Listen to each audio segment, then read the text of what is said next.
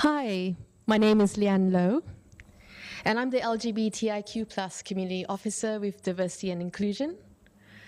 Firstly, I'd like to pay respect and acknowledge traditional land ownership.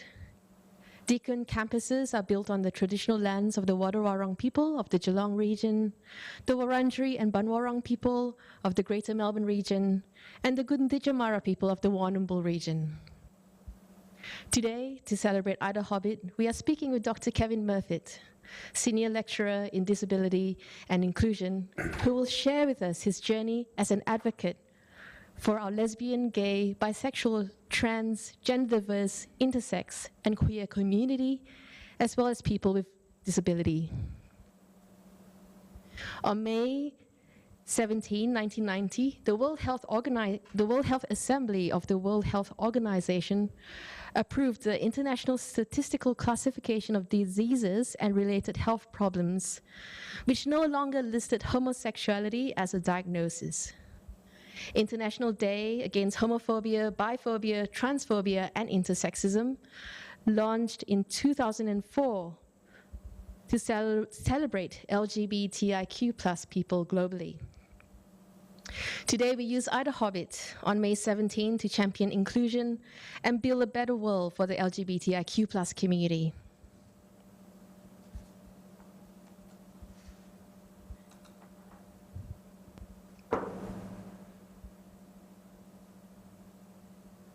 So I'll begin the conversation with Kevin, and if there are questions that come up during the interview, please keep them in mind so that we'll have them at the end.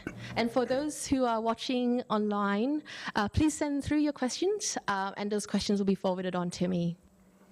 So Kevin, please tell us a bit about you. Hi Leanne, and hi everybody. Yes, I'm a gay man. I'm heading rather too quickly towards older age. I'm obsessed by long distance running. I work here at Deakin as an academic, and I live in Richmond with my husband and my two dogs, or our two dogs, one of which is down there, that's Falcon, my seeing eye dog. And I hear, Kevin, that Falcon is it Falcon's first day at work today?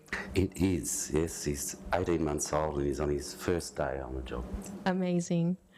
Kevin, what inspires you to wake up every day? Oh, a lot of things inspire me.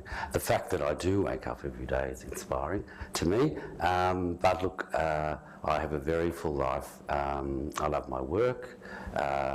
I love where I live, Melbourne, the greatest city in the world. And I have great family, friends to actually really inspire me to get out and get amongst it. Thanks, Kevin.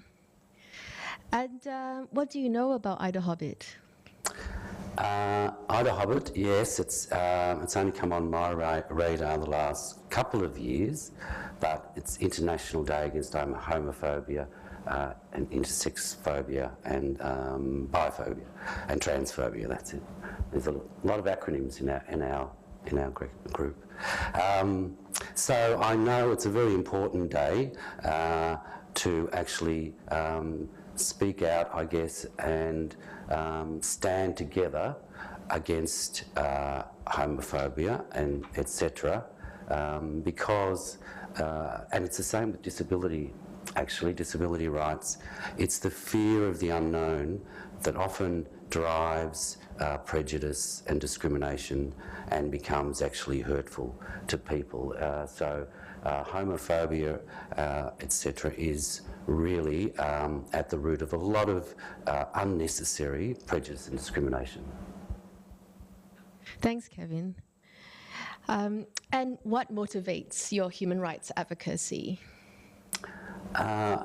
My human rights advocacy is one of the areas I research and teach into here at Deakin, but also I think my personal experience of blindness and the effects of that in terms of prejudice and discrimination in disability really has given me a lived experience of how important human rights are there for everyone, regardless of what personal characteristics you carry with you, and also increasingly throughout the world. And even here at Deakin, I notice a lot more students are actually looking into human rights and taking the unit I teach as an elective, even when they're doing a business course or some seemingly unrelated course. People are realising that human rights are the basis of peace and prosperity, and really giving everyone a fair go in the world. So that really inspires me to be in this area. Thank you, Kevin. You've studied, worked, and had a long career at Deakin. How has the university helped you in your personal and professional journey? Yes, Deakin, there was a few other students when I started in the late 80s at Deakin, at Warren Ponds as an undergraduate, and then went on to postgrad. There was a few of my friends we think we were going for the record for the longest running students ever at a university. I don't know whether I can claim that, but certainly, 20, 30 years of studying here and working here, Deakin has been integral to my development as a person and as a professional.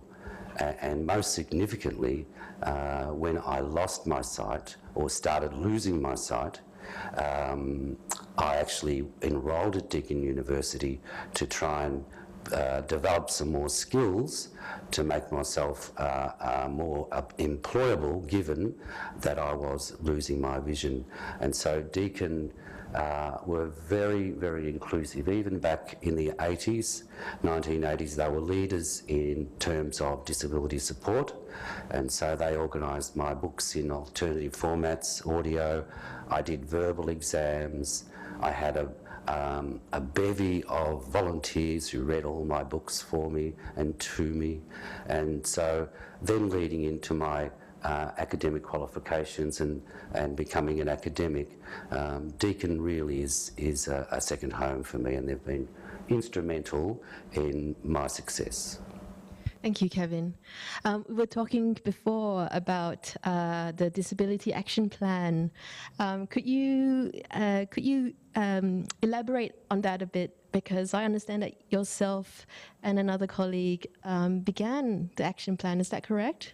That's correct, yeah. In the late 1990s, Merrin McCracken, who's the manager of the Disability Resource Centre here at Deakin now, first met in the late 1990s, and Deakin contracted us to actually develop the first disability access plan. And I don't know how many iterations there's been since, but the last or the latest version, it's now the Disability Access and Inclusion Plan, was only launched, I think, last year. Great, thank you, Kevin. Now,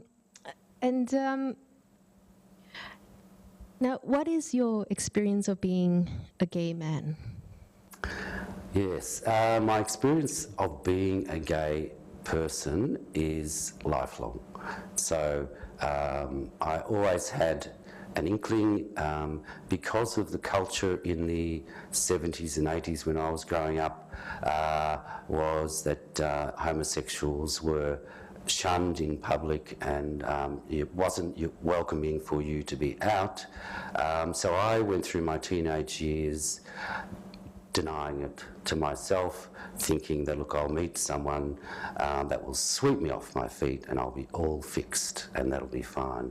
And so I went through that sort of a process in my 20s, and then I had a car accident which gave me damage to my eyes, which then they started deteriorating. So I guess it actually was another escape for me. So then I was able to suppress my sexuality because I was coping with blindness, and that, was about a 5-10 year period. And then after I adjusted to blindness, I was still the same person. I had still the same feelings. Nothing had changed, and it was through the assistance of a couple of very close friends that said, look, if you really want to be truly happy, you have to be open and honest with yourself first, but then with others. And so it took me a long time round, but I came out in my late 30s, yeah, as a gay man. Amazing. Thank you for sharing that, Kevin. And what were some obstacles you faced in your journey with your sexuality and disability? Yes, what I've already mentioned, but I guess the main thing is being a gay person, you're in a minority to start with, and so it's a little bit more challenging to meet people, that are similar to you, etc.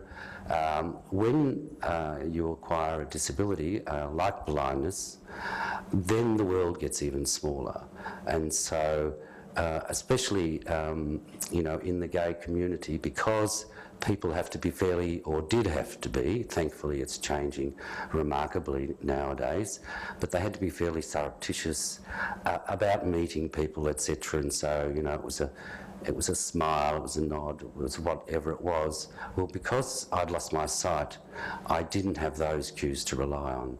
So that made it easy for me to deny myself, firstly, but secondly, and I realised later on, what I did was isolate myself from community life. So felt very alone, and so I had to come to terms with that. And as I said, I eventually did, with the help of some very close friends. Yeah. Thank you, Kevin. And for me, I'm just remembering that it was 1990 that homosexuality is no longer listed as a diagnosis from the International Classification of Diseases. So it's, I think how you've overcome the kind of the stigma in terms of being a gay man, but also of having a disability too, is such a profound journey. So thank you for sharing that. And so how do you think your differences and hardships has shaped you as the person you are today? Yeah, they certainly have shaped, I think they've shaped more my direction in life than anything else. We all have traumas, and people often ask me what it's like, how bad is it to be blind? But really, in the first instance, when I realised that I was totally blind, I had lost my sight over about 4 years, one day I mistook the heat on my face for the sun, and it was actually dark, and a friend told me that.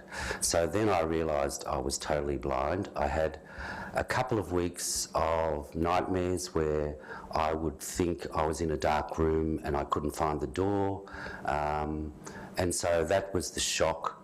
But then once that passed, I just got better at doing everything because I didn't rely on what little sight I had. I realised, okay, I have got no sight now, so I started using a white cane more. I used my hearing and senses much, much more. So by adjusting, and really why I say it's a different direction is I am still exactly the same person I was when I was a teenager. I don't feel any different, and that really helped me. Once I adjusted to blindness, that helped me have the drive to actually achieve my goals, because I knew inside that I was exactly the same person. I just needed to do things in a bit of a different way now to accommodate my personal differences. Yeah. Thanks, Kevin. And do you think you'd be the same person today if you weren't a gay man with a vision impairment? Yeah, well, that's the same. I would feel I am exactly the same person. However, I would have probably taken a different direction, and so ended up in a slightly different place but certainly I'm the same person that I was, and I'm a truly happy and fulfilled person, as well as a gay person and as a person with disability. Yeah, it's extraordinary. Thank you, Kevin. And I understand that as you've mentioned, your disability was acquired later in life, and you talked about that in terms of how that was acquired. What initially went through your mind when you realized the severity of it? Yeah, I think I was probably fortunate in my case in some ways in that one of my eyes was damaged first, and the other eye actually was fine until it developed an immune response to actually try and equalise with the bad eye. So that's why it took a few years for me to lose my vision, and so I had time to adjust to the shock. I mean, so I can't really relate to someone who loses total sight all of a sudden. I'd say I did go through a period of shock when I realised, but I think it would be a much more traumatic thing to have to adjust so quickly. So yeah, I think I was fortunate in that way. Yeah, thank you. And Kevin, you are a recipient of many accolades, and what went through your mind when you were awarded the Order of Australia? Surprise, because they're not allowed to tell you that they're nominating you, but really then absolute pride in the achievement, given that I knew it was me and a whole lot of other people who had enabled me to go down the path I did and to succeed in my goals. So I was absolutely surprised and proud. Yeah. Oh, thank you, Kevin. Yeah. And in your incredibly long and illustrious career, what are the highlights for you in terms of the journey in your work in the area of inclusion, disability and inclusion? Yeah. Well, I love teaching. I never, even when I started my PhD, I had never intended on teaching. Well, it just wasn't a passion of mine. But I sort of did a little bit of tutoring and then found I actually did like it. So I really love teaching, and the highlights for me is seeing all the students develop and prosper, become independent, and then go on to have fulfilling careers. In terms of my research, one project particularly always comes to mind, and that is we did a 2-year project in the Pacific. It was called Pacific Children, the Voices of Pacific Children with Disability, and we interviewed around 60 children with disability in Vanuatu and Papua New Guinea, and just asked them 3 questions. What are your hopes and dreams? What could be better? And what do you want in the future? All around their human rights perceptions. And for many of these children, it was the first time they'd ever been asked directly about their human rights aspirations. Usually it's through a school teacher or parents or other groups. And so that really was the absolute highlight, just seeing the change and the happiness in these children who are often left at home for most of the day. A lot of them most don't go even to school. The fact that they were actually talked to directly and their words were actually valued by somebody was really enormous to them, and so that really gives you passion to do more of this human rights sort of work. Thank you, Kevin. And you've travelled many places for your work as well, and there was a conference that you went to recently too, late last year. Not long after the Pride in Practice conference. Yeah. And was it in the Pacific too? Yeah. And that was an interesting conversation we had in terms of the intersections around disability as well as sexuality. Would you like to share your some of the kind of insights that you had from that conference? Yes, that was in Fiji, and I've been at that conference for some time because I do a lot of, on many occasions, because I do a lot of work in the Pacific. But sorry, Kevin, what was the name of the conference? Pacific Disability Forum Biennial Conference. Great, thank you. Yeah.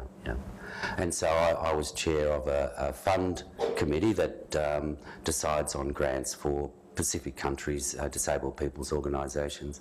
And there, the Pacific is a developing area of the world. It's there's a lot of Catholicism, and people are very religious there.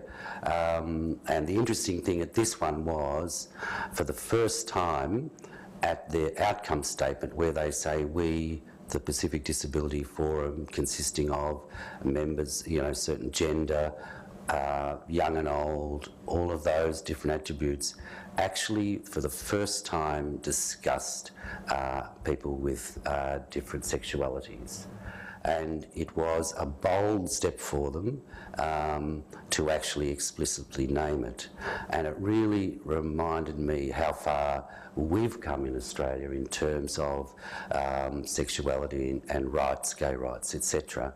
But really inspiring for me to see the Pacific now starting in their disability or in their rights campaigns, that word, sexuality is now being spoken out loud. So it bodes well for the future. Great, thank you, Kevin. That was, when I heard that story from you, I was quite, made me feel very happy actually to hear that. In your opinion, is Australia a safe place for lesbian, gay, bisexual, trans, gender diverse, intersex and queer people? It's a safer place, as we've just mentioned, in terms of others where, I think it's around 80 countries still criminalise same-sex relationships. So relatively, but I just saw something this morning from the National Tertiary Education Union. Around half the LGBTIQ plus people responding to a national survey say they have been bullied or harassed in the workplace. Transgender people are 4 times more likely than others to be unemployed. So I think, we're relatively well off. There's still a long way to go, though, in terms of being fully inclusive of people of different sexual preferences, etc. Yeah, thank you, Kevin.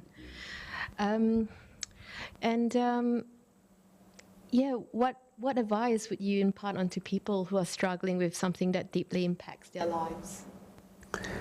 Yeah, it's very simple, I think. I was fortunate when I had my accident, that caused my blindness. I had a very good family around me. I still have, in the most part.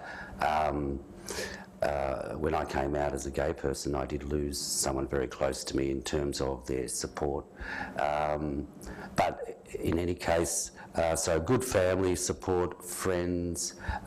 Also, I've really benefited, as I mentioned, from Deakin University's support services, etc. Also, community supports, like Vision Australia for me for blindness, but also when I was trying to connect with the gay community as a blind person, pubs and clubs and stuff just didn't work, because again, it's all so visual.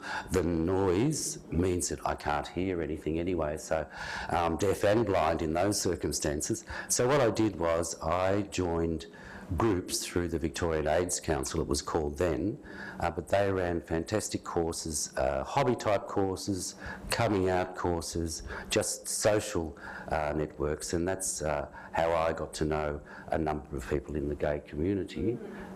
So my advice is to really seek support from friends, family, but also have a look around in the community, because everyone faces challenges and we all need support at some time or another. Yes, thank you so much, Kevin. And the Victorian AIDS Council, as you mentioned, is now called Thorn Harbour Health. Right. That's right, yeah. To honour the activists who were very much instrumental in getting the work of the AIDS Council off the ground, Keith Harbour and Alison Thorne. Right, yeah, great. Yes, I'll throw questions to the audience. If you have any questions from anyone in the room here. There's also a mic. Yes. Thanks, Paddy. Hi, Kevin. You were saying before that in your experience, when you were a teenager, homosexuals were shunned from society. I was just wondering, considering your experiences, did you ever expect to be able to marry a man as you have? Not then, no. Certainly, you know, and it's only, a year since Australia's legalised gay marriage here.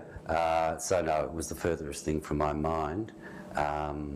You know, so I just kept denying that side of myself and aspiring to meet this woman who would sweep me off my feet.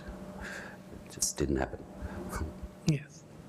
And just another question, which you did touch on before, but for a lot of people, forming romantic connections, a site does play a large role in that.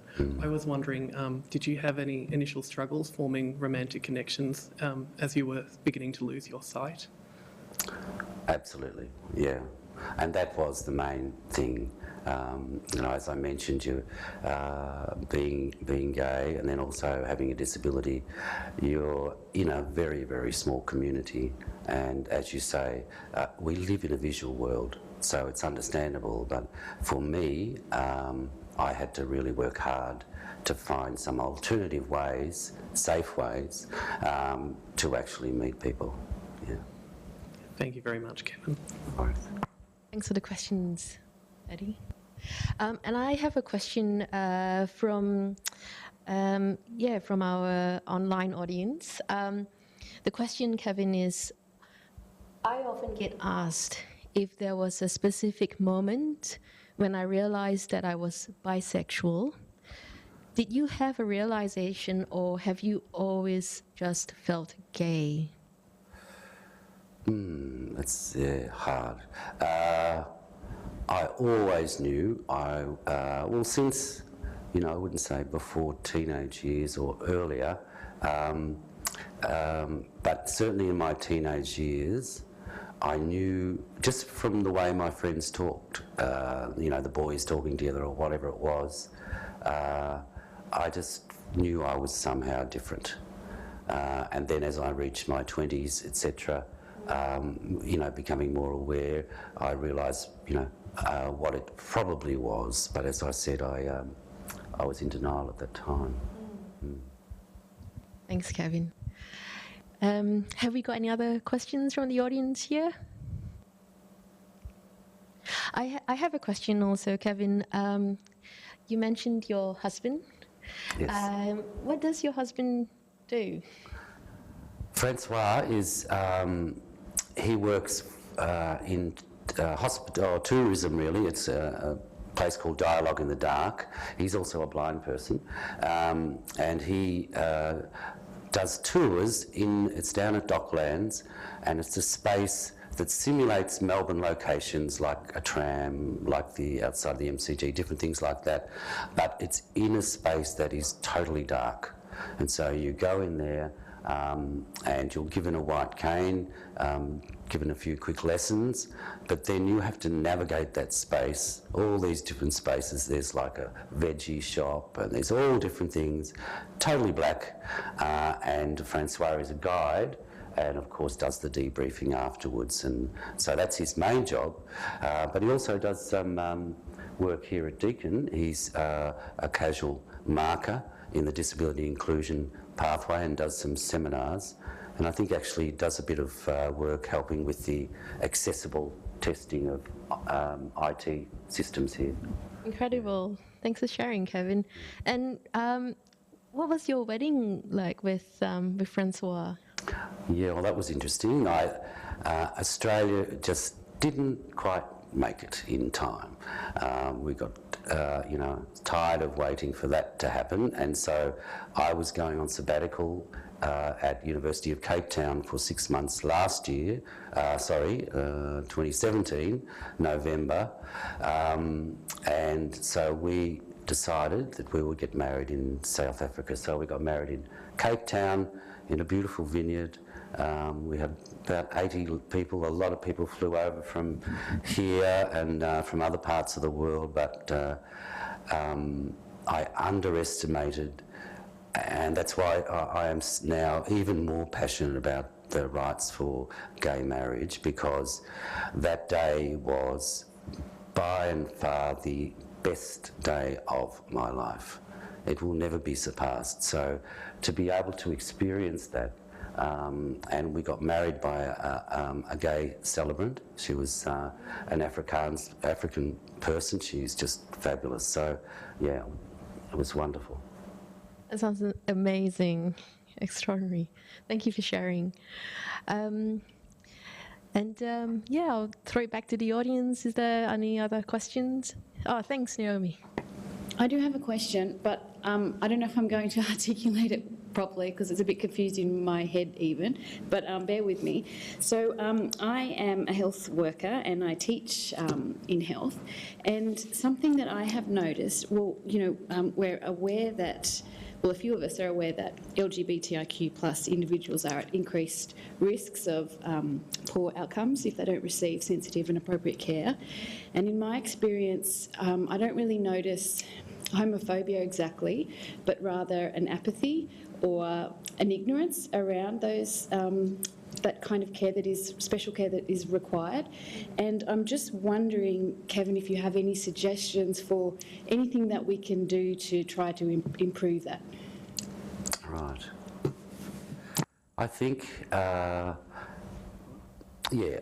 my suggestion is a lot of what Deakin is doing at the moment in this space, and that is more and more organisations that are community leaders, big organisations, and not just big organisations themselves, but all community organisations, if they can just be more explicit about being very positive and inclusive of people with different sexual identities, disability, all those sorts of things. It's about being really open that we are an inclusive organisation. And so then customers, staff, the general public will more and more see, oh, this is very widely accepted. Why am I so ignorant about this? Why haven't I tried to understand it? So I think it is that really being explicit about, positiveness around these issues, and hopefully it'll, by osmosis, it'll get further and further around. Yeah. Thanks, Naomi. Just to probe you a bit more. So, Naomi, could you also just introduce your work? Because we've just met recently too, as in terms of your work here at Deakin. Yes, I'm a teaching scholar with the School of Nursing and Midwifery, teaching into undergraduate, postgraduate nursing. Yeah. Thank you. And and so, have you got specific examples in mind in terms of your question that that you'd like to share about poorer health outcomes in relation to the LGBTIQ plus community? Oh, that's putting me on the spot a little bit. But one example that springs to mind that sort of encouraged my colleague and I to try to insert a bit more awareness around these issues and inclusivity into our teaching resources, because we still work clinically as well. And we had an incident where a transgender person was offered inappropriate method to relieve themselves, to go to the toilet.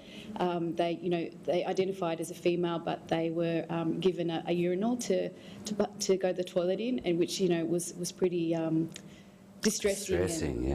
Yeah. So, and I don't think that was done necessarily out of purposeful spite or anything like that, but yeah, just a lack of knowledge and sensitivity and ignorance, and that happened. It was surprising to us that happened still today, and I don't know. I think it's just given us the impetus to try, and we're teaching the next generation of healthcare workers and nurses. Yeah. And so we want to do whatever we can to. I mean, there was nothing about this in the curriculum when I studied as a nurse. And I think it's still lacking to. I can't speak for all units, but I just think we need to think about trying to insert this sort of knowledge and awareness into what we're teaching our next generation of healthcare workers. Thank you for that, Pete. Thank you for that, Naomi.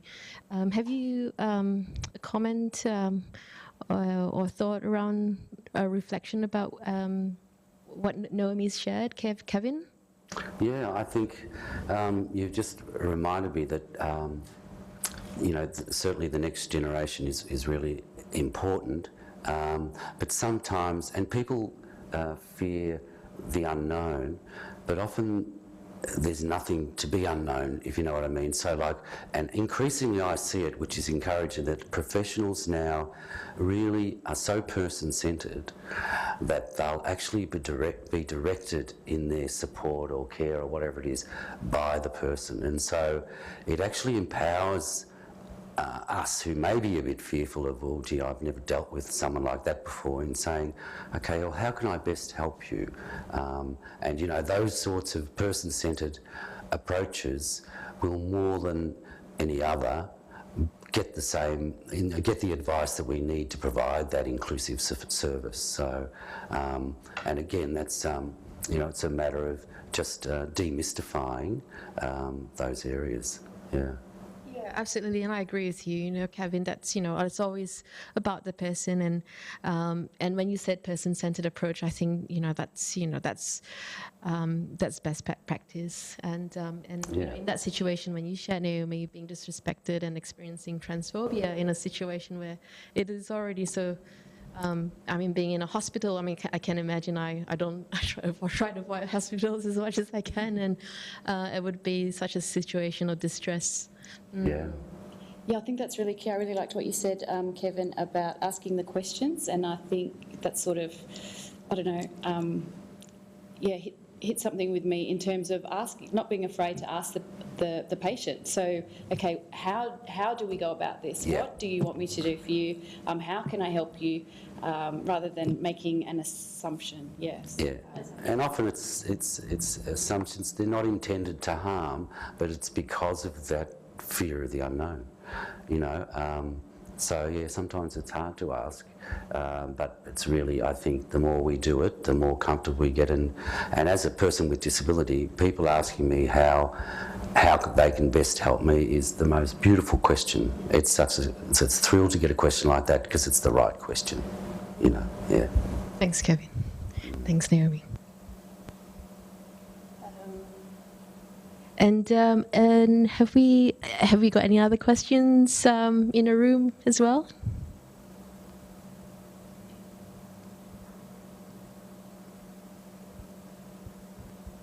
I wonder, Kevin. I am really curious about how you met Francois. Actually, there was a question that was at the back of my mind, and I wonder if you're happy to share that. Yeah, fine. Yeah, absolutely.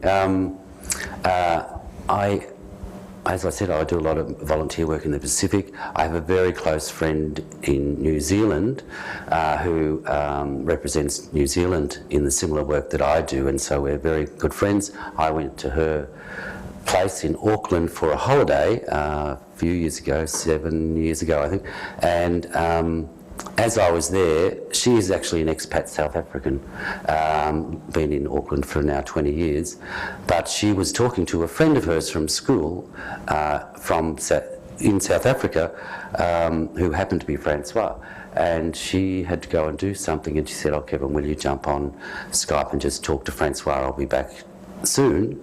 And I just started chatting to him, had a good conversation, and that was left at that. But we did agree that we'd talk again sometime, and that wasn't long after I got home that we started Skyping ourselves, and then next time he was out seeing my friend Martine, which was only that Christmas. That's why they were talking a lot, planning this holiday of Francois. And I said to him, "Well, you can't fly over Australia. You have to come. You have to stop at Melbourne before you get to Auckland."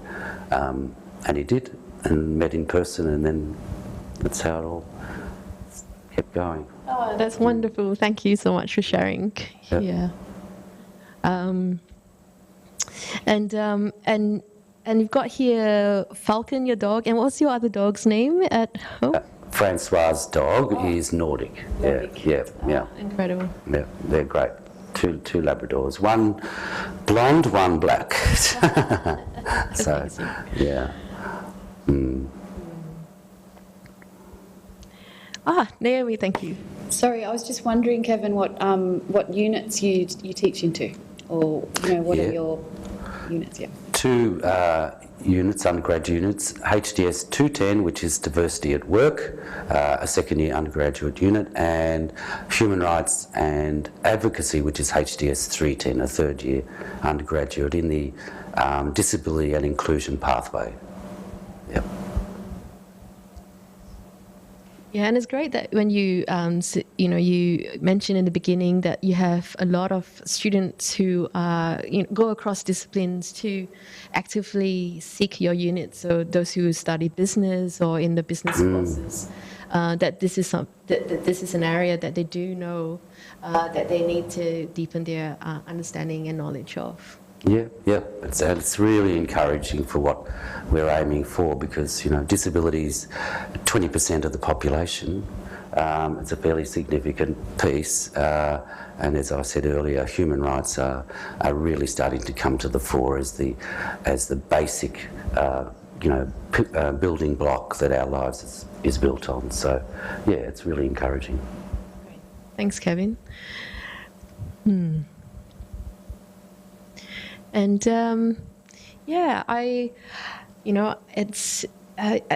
I think for me,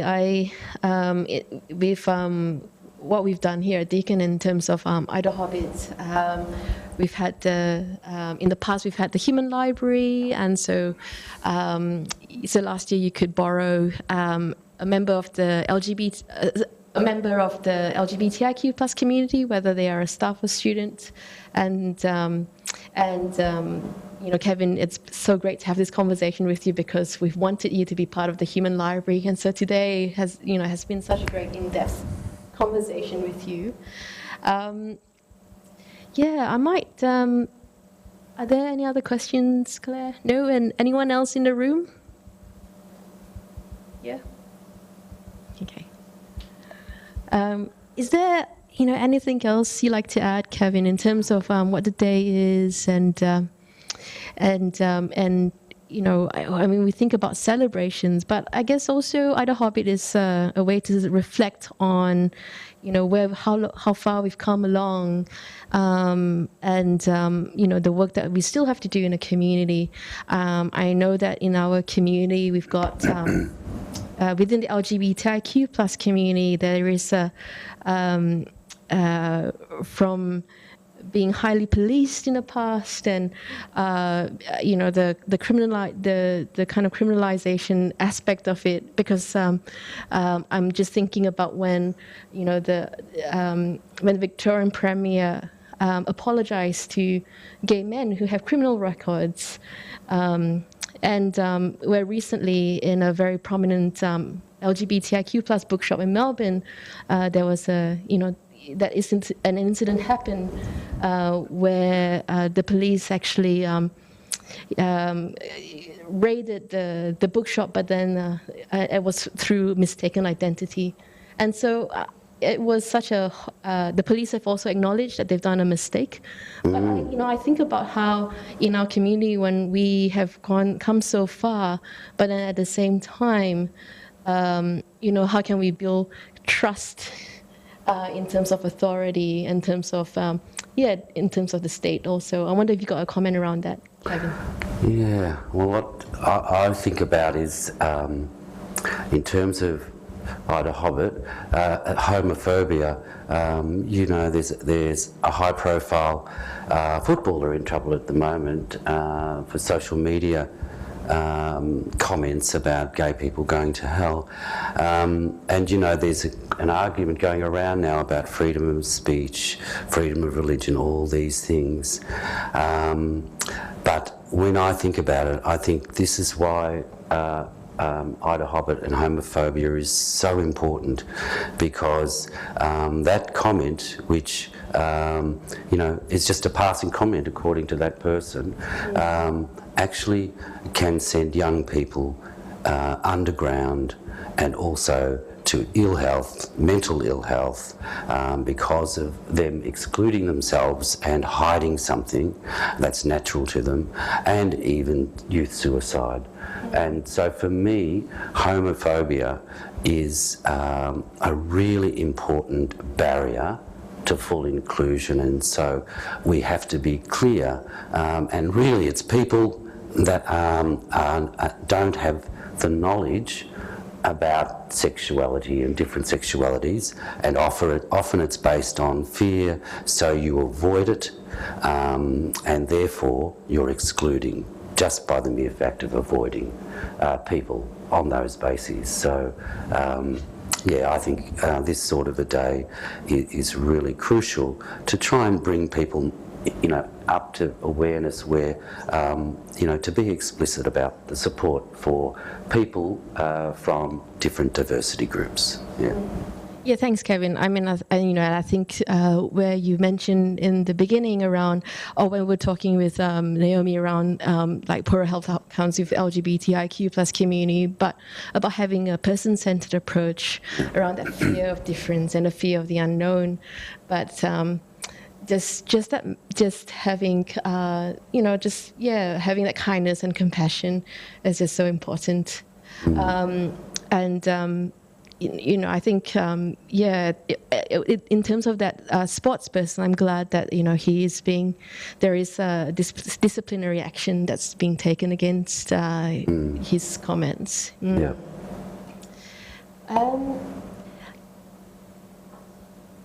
I am just reading through to see whether there are any other questions, whether our live audience has any questions. I'm just going to throw that to the online community, but I'm still waiting. But I think we're up to the latest question. Yeah, Claire, thank you.